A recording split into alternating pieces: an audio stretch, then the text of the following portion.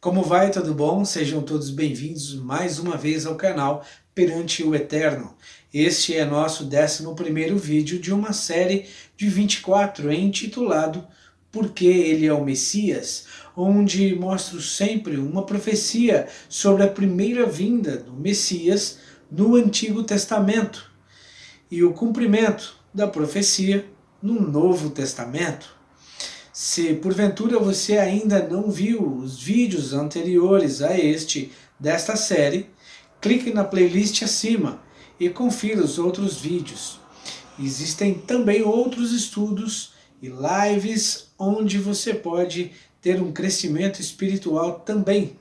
A profecia deste vídeo mostra que o Messias seria luz para os gentios.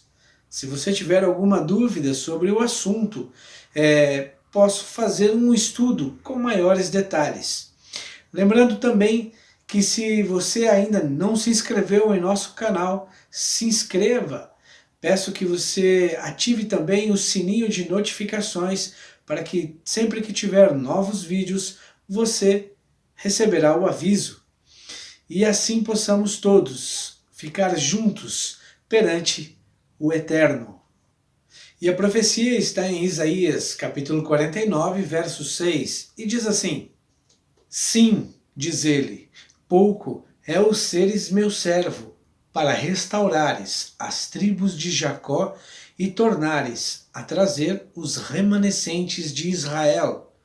Também te dei como luz para os gentios, para seres a minha salvação, até as extremidades da terra. Olha só, e seu cumprimento está em Lucas, capítulo 2, verso 27 até o 32, que diz assim: Movido pelo Espírito foi ao templo, e quando os pais trouxeram o menino Jesus para fazerem com ele o que a lei ordenava, Simeão o tomou nos braços e louvou a Deus, dizendo: Agora, Senhor, podes despedir em paz o teu servo, segundo a tua palavra, porque os meus olhos já viram a tua salvação, a qual preparaste diante de todos os povos, luz para revelação aos gentios e glória do teu povo de Israel. Se você assistiu ao vídeo anterior a esse, no caso esse daqui, você percebeu que o versículo de Lucas, que acabei de ler, ele também foi citado nesse mesmo estudo. Cerca de 40 dias depois do nascimento de Cristo, José e Maria, eles levaram Jesus até Jerusalém para o apresentar ao Senhor e principalmente para oferecer sacrifício segundo os preceitos da Torá.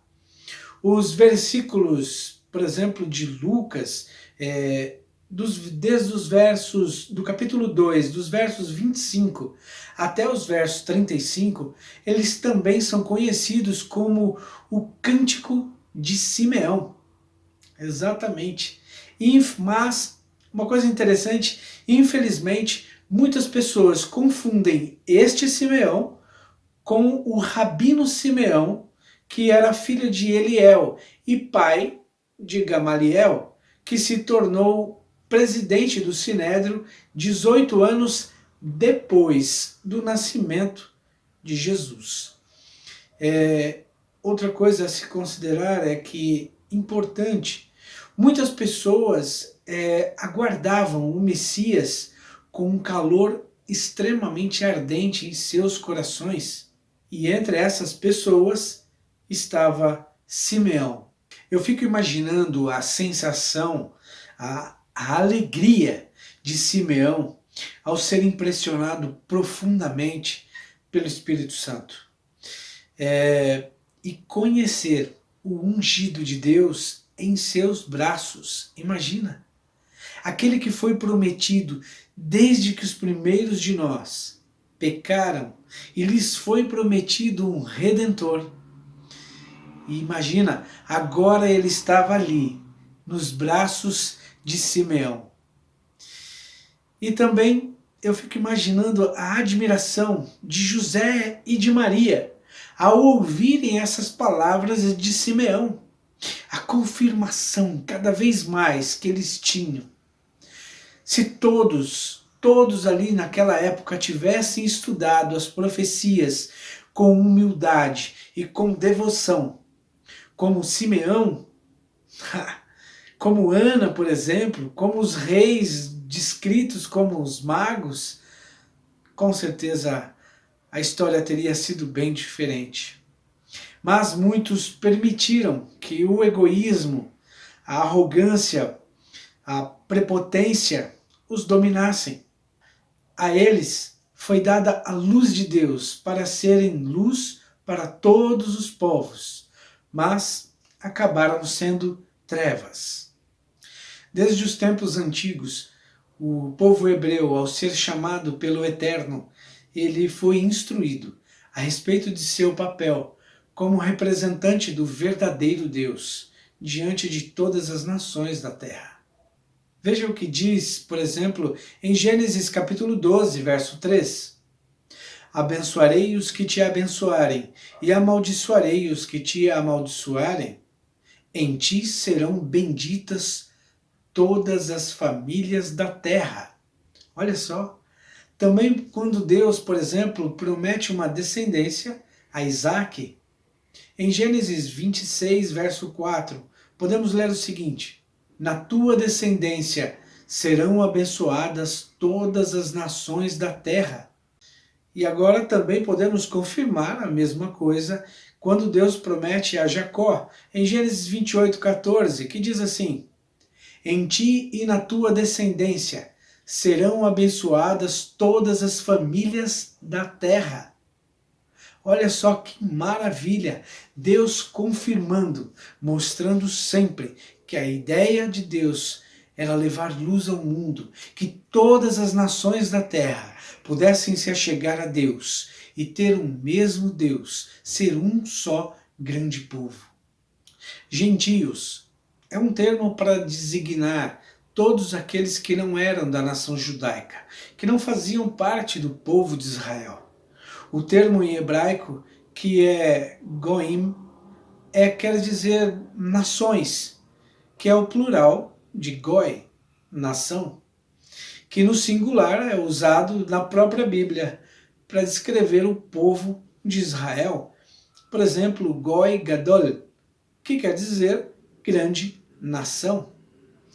Da mesma forma, por exemplo, como todos os outros povos que não falavam o idioma grego e nem eram da cultura, da mesma cultura, eles eram chamados de bárbaros, o que depois foi aderido pelos próprios romanos. Simeão declarou também que o Messias agora seria luz aos gentios, que, como eu disse no vídeo anterior, viviam em trevas. E o próprio Jesus se declara luz do mundo, e quem o seguisse não andaria em trevas. Ele, a própria salvação, estaria à disposição de todos. E depois então o próprio Jesus diz que quando somos seus discípulos, nos tornamos luz para o mundo. É importante também lembrar que essa luz não é própria, nós refletimos a luz de Cristo. Veja o que Paulo diz, por exemplo, em Atos 28, 28, que diz assim: tomai, pois, conhecimento de que esta salvação de Deus foi enviada aos gentios, e eles a ouvirão. Também podemos ver em Atos 13, 47, que diz o seguinte: porque o Senhor assim nolo determinou, eu te constituí para a luz dos gentios, a fim de que sejas para a salvação até os confins da terra. E podemos ver em várias outras passagens também. Se nós temos entendimento de que podemos ser salvos pela graça, e esta é estendida a todos os povos. Precisamos falar do amor de Deus. Precisamos falar sobre Jesus.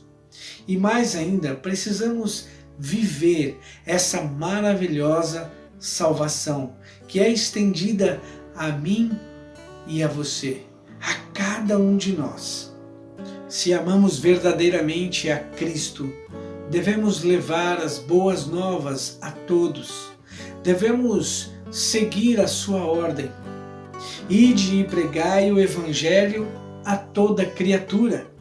Se realmente você o ama, você começa a olhar para o seu próximo como alguém que ele ama. E sem dúvida, é alguém que está ao seu alcance. Viva a alegria da salvação de Cristo. A salvação que foi estendida a você. Ou você também não deseja que o outro também seja salvo?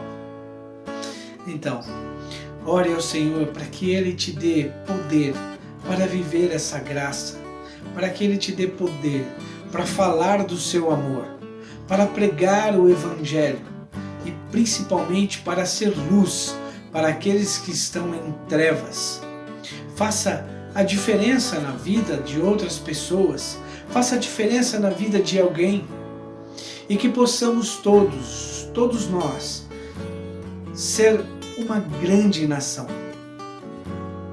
Até o nosso próximo estudo e que possamos dizer, todos juntos, assim como André disse, encontramos o Messias.